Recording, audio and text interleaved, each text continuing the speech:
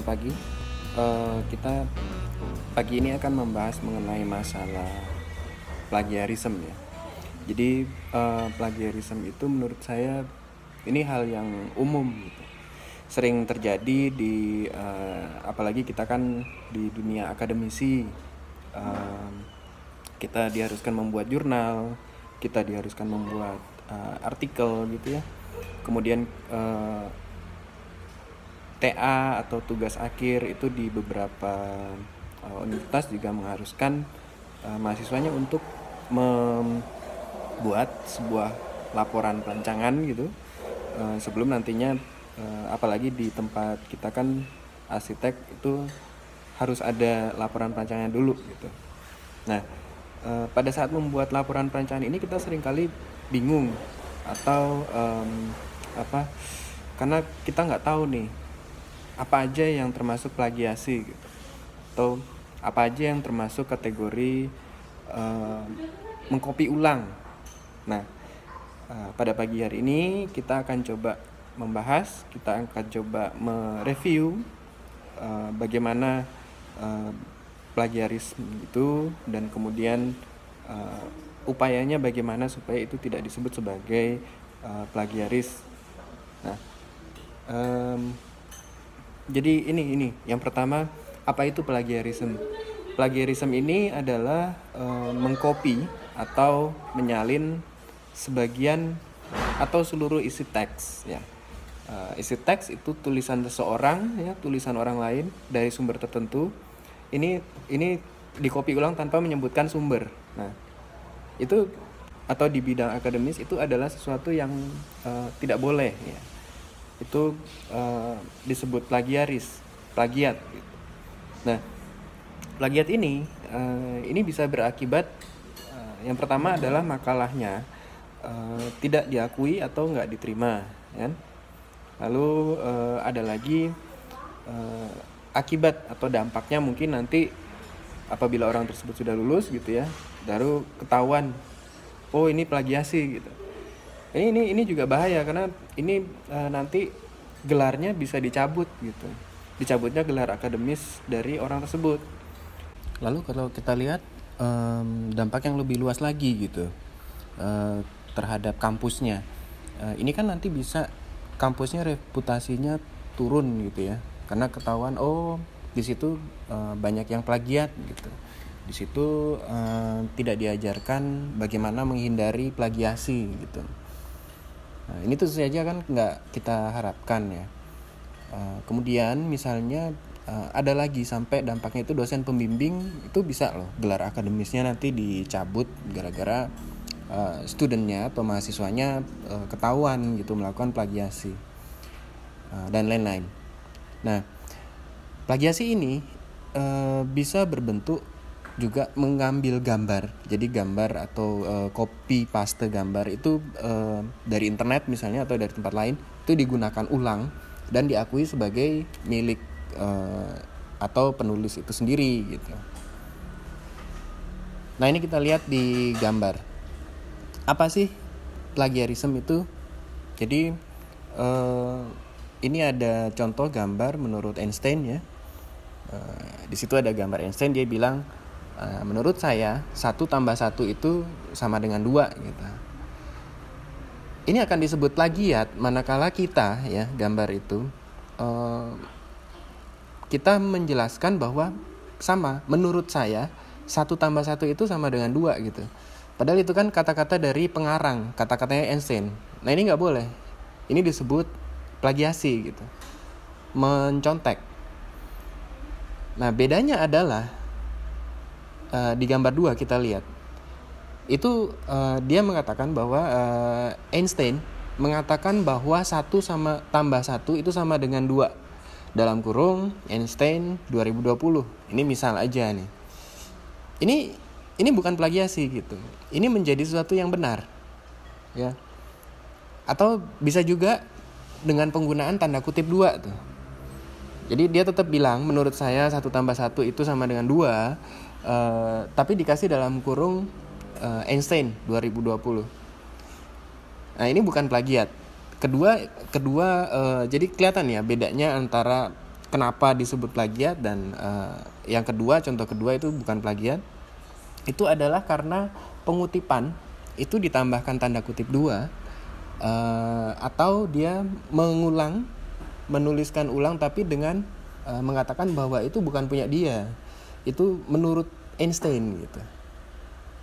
Itu ya. Lalu ini cara menuliskan nama pengarang dan tahun. Coba kita perhatikan paragraf ini gitu. Ekologi didefinisikan sebagai ilmu bla bla bla ya, makhluk hidup dengan lingkungannya, dalam kurung Kristanto, 2002, tutup kurung. Perhatikan cara menulisnya adalah ada tanda buka tutup kurung, lalu penggunaan nama belakang dari pengarang itu, kasih koma, lalu setelah koma diikuti dengan tahun dan ditutup kurungnya, lalu terakhir titiknya itu di belakang. Nah, ini cara menulis. Jadi gini ya, plagiasi itu sebenarnya kan bisa terjadi karena banyak hal gitu. Bisa aja mungkin kita nggak tahu gitu, nggak nyadar. Oh, berarti apa yang saya lakukan itu plagiasi gitu. Kadang mahasiswa tidak tahu gitu apa itu plagiasi, apakah hal yang dia lakukan itu termasuk plagiasi atau tidak. Lalu atau dia nggak tahu caranya nulis, itu aja sih, dia nggak ngerti caranya memparaphrase gitu. Lalu bagaimana caranya menghindari gitu? Bisa dengan cara menulis dengan atau dari ide sendiri ya. Tapi ini sebetulnya jarang dilakukan untuk mahasiswa S1 gitu, karena pada tahap strata 1 itu kan kita masih mengambil dari beberapa sumber gitu, dijadikan satu lalu dijelaskan ulang. Itu adalah proses pembelajaran di S1 gitu. Jadi tidak ada yang menciptakan teori baru gitu kan. Oh, saya menemukan bahwa apel itu apel bisa besar karena saya suntik dengan misalnya telur ayam gitu, nggak mungkin gitu ya, karena itu masih S1 gitu. Kalau udah menemukan teori baru itu udah pasti S3 gitu.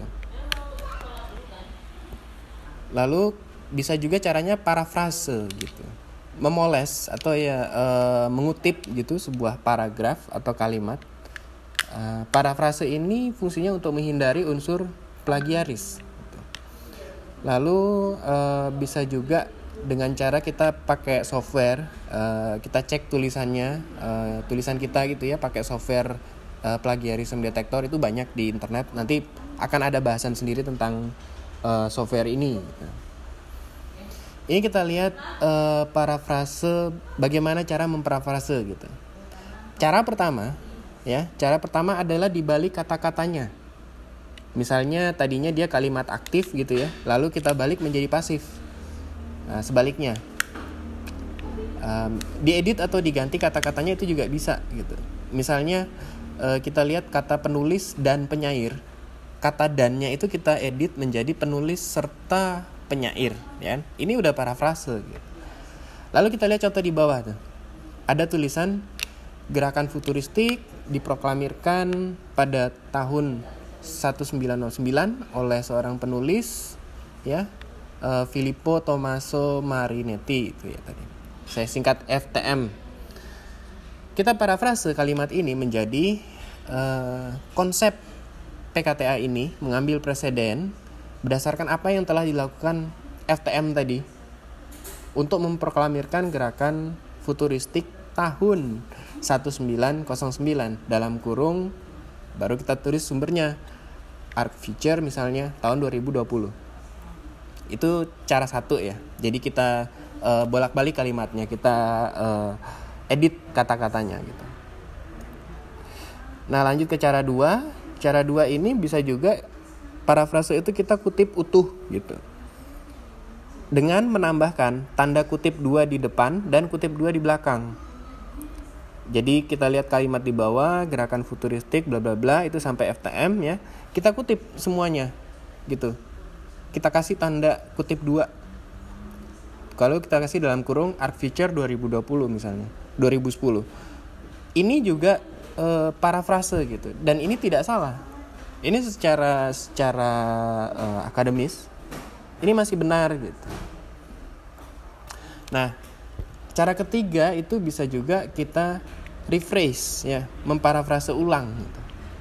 Ini misalnya ini hasil rekaman wawancara nih, entah kita ngambilnya mungkin dari buku atau dari koran gitu ya. Ada 3 caranya. Misalnya yang ada di koran atau ada di berita gitu ya, Pak Wali, (2). Menurut saya saat ini di Jogja sudah terlalu banyak bangunan hotel. Kita rephrase jadi kalimat pasif. Menurut Wali Kota Yogyakarta, bangunan hotel sudah terlalu banyak, dalam kurung, hasil wawancara penulis gitu. Cara kedua bisa juga kita tulis Wali Kota, ini jadi kalimat aktif ya. Wali Kota mengatakan bahwa di Kota Yogyakarta sudah terlalu banyak bangunan hotel, dalam kurung hasil wawancara penulis tahun. Ini ada 2 cara gitu. Nah, silakan ada lembar latihan di sini. Teman-teman bisa parafrase paragraf ini. Nanti sekitar setengah jam kita lihat, kita cek hasilnya bareng-bareng ya. Sekian bahasan saya mengenai parafrase. Apabila ada pertanyaan nanti silakan bisa langsung tulis di kolom komentar ini. Terima kasih.